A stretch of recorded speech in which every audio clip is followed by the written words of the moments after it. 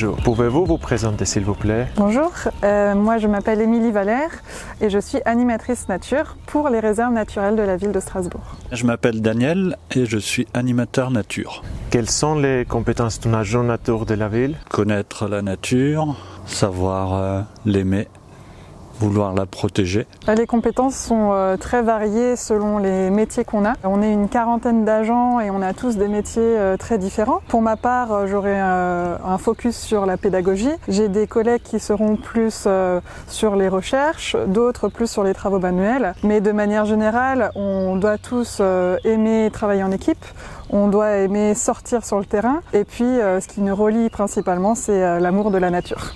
Vouloir travailler dehors, enfin voilà, au contact de la nature. Aimer la nature déjà tout simplement. C'est quoi une réserve naturelle? C'est un des plus hauts statuts de protection environnementale de France. Un des plus hauts en France pour protéger des milieux naturels qui sont remarquables, qui sont sensibles, qui sont fragiles. Donc c'est un espace de nature qui est protégé, qui est géré et qui est réglementé. Et qui protège des espaces de nature qui sont remarquables ou menacés.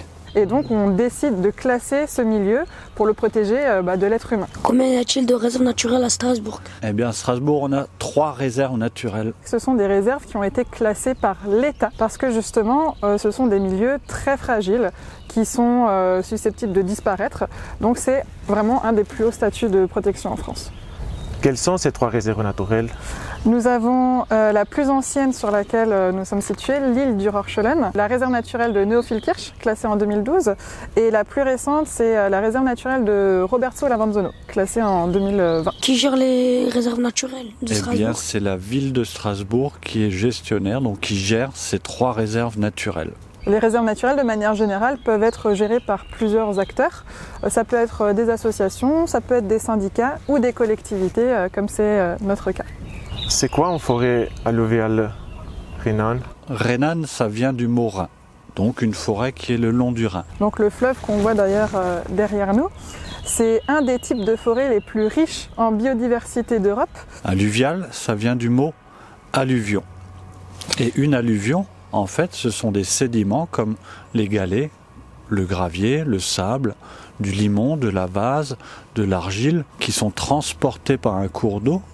Et lorsque ces sédiments sont transportés par un cours d'eau, on appelle ça des alluvions. Et la composition de cette forêt est liée aux inondations du Rhin et à l'apport des sédiments, qu'on appelle alluvions.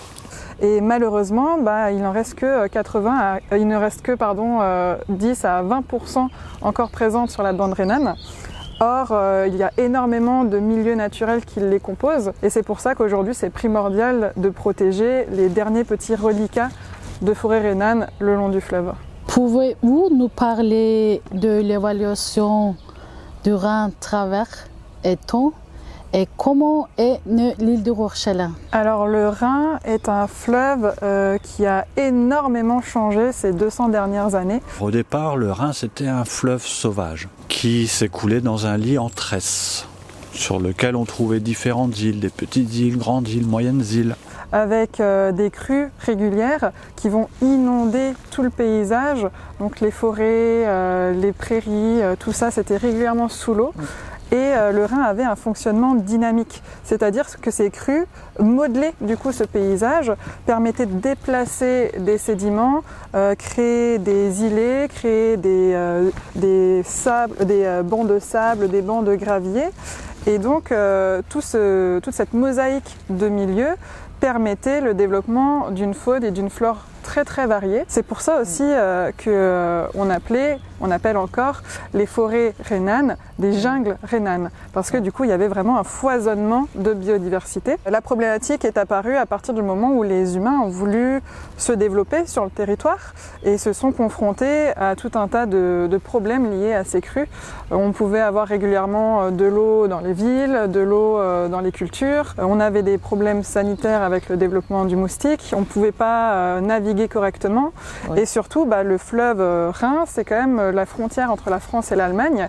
Et à travers ces crues, la frontière était sans cesse modifiée. Puis il a été corrigé suite aux travaux de l'ingénieur von Tula. Sur les plans de l'ingénieur von Tula, on a en fait obligé le Rhin à s'écouler dans un lit unique de 250 mètres de large que tu peux voir en fait là, ça c'est le vieux Rhin. Donc on a créé des digues pour éviter que ces crues ne s'étalent de manière trop importante. Et au fur et à mesure, les modifications ont continué. Les aménagements contemporains ont été réalisés au cours du XXe siècle pour établir sur le Rhin des centrales hydroélectriques. Pour pouvoir gérer complètement la fluctuation des niveaux. Donc pouvoir gérer le passage de l'eau dans ces centrales hydroélectriques. Et c'est la création du canal pour alimenter la centrale hydroélectrique de Strasbourg qui a donné naissance à l'île du Rhorschollen. Que pouvez-vous nous dire sur la biodiversité dans l'île? La biodiversité, elle est très très riche. Après citer tous les animaux qu'on peut y rencontrer, ça va être très long et puis on y passerait toute la journée, peut-être même la nuit. Malgré le fait que les milieux ne soient plus d'aussi bonne qualité qu'à l'époque du Rhin sauvage, mais on a quand même toujours beaucoup de faune, de flore. Et en fin de compte, quand on s'y balade, on s'en rend pas forcément compte, mais on a énormément de vie. Mais en fait, ce qui fait qu'on a une riche biodiversité sur l'île, c'est parce qu'on a en fait différents milieux. On a un milieu forestier, on a des milieux d'eau courante, on retrouve aussi des prairies et on retrouve également des mares, des milieux d'eau stagnante. Et tous ces différents milieux sont autant de lieux différents de vie pour les animaux et les végétaux. Une grosse partie est représentée par les insectes. On a plus de 50% de toutes les espèces vivantes de l'île du Rhorschollen qui sont des insectes. C'est quoi un écosystème? Eh bien, un écosystème, c'est un lieu de vie dans lequel on va trouver des animaux précis et toutes les interactions qu'il y a entre ce milieu de vie et les animaux qui y vivent. Donc tout ça, ça crée un écosystème et on peut parler de symbiose même. Sur quoi se base-t-on pour recenser la faune et la flore dans l'île? Eh bien, figure-toi qu'au sein du département qui gère les réserves naturelles à Strasbourg, on a 4 experts faune et flore. Et eux, chaque année, ils font l'inventaire des espèces qu'on peut rencontrer dans les différents milieux que j'ai cités et également qui permettent d'avoir un suivi de l'évolution des espèces, savoir voilà, si elles sont en régression ou en progression, savoir comment elles se portent. Donc c'est des experts qui peuvent attraper au sol un criquet et qui peuvent te donner le nom latin de ce criquet et plein de caractéristiques dessus, qui connaissent vraiment la nature, mais par cœur sur le bout des doigts, c'est des vrais scientifiques, des vrais experts de la nature. Pour les oiseaux par exemple, on va aller répertorier les sons qu'on entend sur certaines périodes de l'année. Là, on l'a fait régulièrement au printemps, donc en mars, en avril. Ensuite, on va aussi le faire avec le visuel. Ça, ce sera plutôt en hiver pour les oiseaux aquatiques. Donc, on va aller observer les oiseaux qu'on voit et on peut les recenser de cette manière. On va aussi faire des suivis d'amphibiens, par exemple, où on va aller de manière nocturne observer les amphibiens dans les mares, les recenser, donc comptabiliser le nombre d'individus qu'on va voir en une soirée. Et le but, c'est pas tant de savoir le nombre de populations, donc le nombre d'individus exacts, mais c'est plus justement de suivre la population sur plusieurs années. Donc on va essayer de trouver une tendance. Est-ce que la population augmente? Est-ce que la population diminue? Est-ce qu'elle stagne? Et ensuite, on va le mettre en corrélation avec l'étude des milieux. Donc on va voir si le milieu naturel est propice ou pas, si le milieu naturel évolue ou pas, et quel impact peut-il avoir sur la population de ces espèces. Y a-t-il des projets de restauration prévus dans l'île du Rhorschollen ou dans les réserves naturelles de Strasbourg? Alors sur l'île du Rhorschollen a déjà eu lieu un projet de restauration.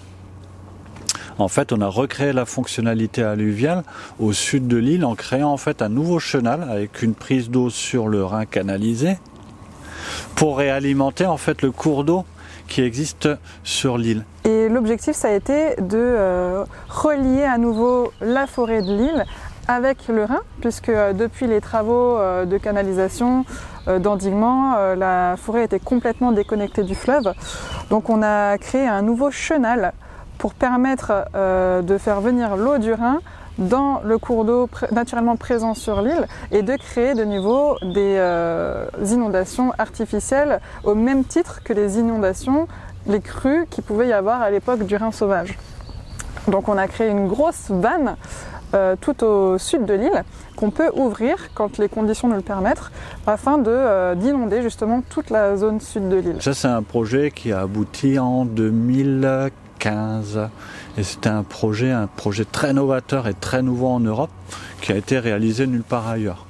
Recréer la fonctionnalité alluviale perdue. Et aujourd'hui, on a des postes, des personnes dans notre équipe qui sont dédiées à la réflexion de prochains projets pour restaurer de nouveau le fonctionnement alluvial du Rhin, donc vraiment recréer ces crues écologiques nécessaires à la bonne santé de la forêt dans les 2 autres réserves de la ville de Strasbourg. La mise en place de ces projets, déjà ça coûte énormément d'argent, énormément de moyens et beaucoup de réflexion sur comment faire en fait ces projets. Donc tout ça, ça met du temps, mais on y pense parce qu'en fait la particularité de nos réserves naturelles est liée à l'histoire du Rhin et on veut recréer justement cette histoire et recréer cette fonctionnalité alluviale. Donc des projets de restauration auront lieu dans les autres réserves naturelles, mais quand, je ne sais pas. Mais un jour, ça viendra.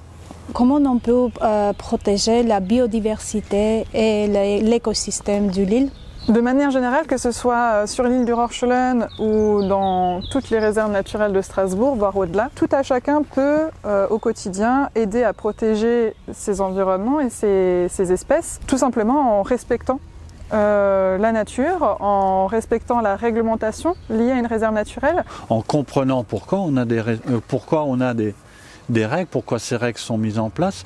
Et une fois qu'on sait ces 2 choses-là, qu'on connaît les règles, qu'on comprend pourquoi on a des règles en place, eh bien, respecter tout simplement déjà ces règles. Avoir un comportement humble quand on se rend dans ces lieux. Comme je vous l'ai expliqué en arrivant sur l'île, ici on n'est pas chez nous. On est des invités, on est dans le lieu de vie de plein d'animaux sauvages. Et donc comme toi tu souhaiterais qu'on respecte ton chez-toi, il faut aussi savoir respecter le lieu de vie de ces animaux qui vivent là. Pour permettre le respect de ces milieux, il y a une réglementation à y appliquer, à respecter. Et les règles qui sont mises en place ici, dans la réserve naturelle, devraient être partout pareilles, dans tous les milieux naturels qu'on a en France ou ailleurs. C'est pas pour embêter les gens, c'est simplement qu'à un moment se dire je suis pas chez moi et je vais respecter cet endroit. Et puis aussi en sensibilisant finalement les gens qui nous entourent, expliquer un petit peu autour de nous ce qu'on connaît de la nature, donner envie aux gens de s'y intéresser et de la respecter eux-mêmes. Comment devient-on un bon garde des réserves naturelles? En étant déjà passionné par la nature, en arrivant à s'émerveiller devant la nature, en disant waouh, regarde comme ça c'est beau, regarde ce bel oiseau, regarde ce bel arbre, regarde cette petite bête. C'est un métier de passion, il faut avoir de la patience, aimer le contact humain, aimer surtout être sur le terrain, découvrir la nature. Avoir envie de la protéger, la nature, ça c'est important aussi. Aimer travailler dehors, forcément aussi. Mais en fait, grosso modo, il y a beaucoup de mots nature là-dedans, donc en gros c'est aimer la nature. Et en aimant la nature, ça inclut tout ça. Ça inclut l'intéressement, ça inclut le respect, ça inclut la protection, ça inclut tout ça. Mais en dehors de l'aspect professionnel, on peut tous et toutes devenir des gardiens de réserves naturelles. En fait, l'objectif, c'est de s'intéresser déjà à ce qu'il y a autour de nous. Et plus on s'y intéresse, plus on a envie de le protéger. Donc il faut être curieux. Il faut vouloir observer la nature, prendre le temps et le partager avec les gens qui nous entourent. Donc expliquer à ceux qu'on connaît pourquoi la nature est importante, qu'est-ce qu'on peut y observer. Et voilà, en fait le but c'est de vraiment sensibiliser le plus de monde possible. Qui peut devenir un bon garde de réserves naturelles? Tout le monde peut devenir gardien des réserves naturelles. Il suffit d'avoir de la volonté et de vouloir travailler en faveur de la nature. N'importe qui peut devenir un bon garde des réserves naturelles, il faut simplement, comme j'expliquais avant, avoir envie de travailler dehors, avoir envie de travailler dans la nature, être passionné par la nature, avoir envie de la protéger. En fait, n'importe qui a envie de ça peut devenir un gardien ou un animateur de la nature. Un dernier mot? La nature est belle, n'en faisons pas une poubelle. J'invite toutes et tous à s'intéresser aux réserves naturelles de Strasbourg qui ont beaucoup de richesses à faire découvrir. On s'y intéresse tout en la respectant. La nature, c'est ton futur. Merci beaucoup d'avoir accordé cette interview à TTCM Productions. Avec plaisir. Merci beaucoup, merci à vous. Bravo. Voilà.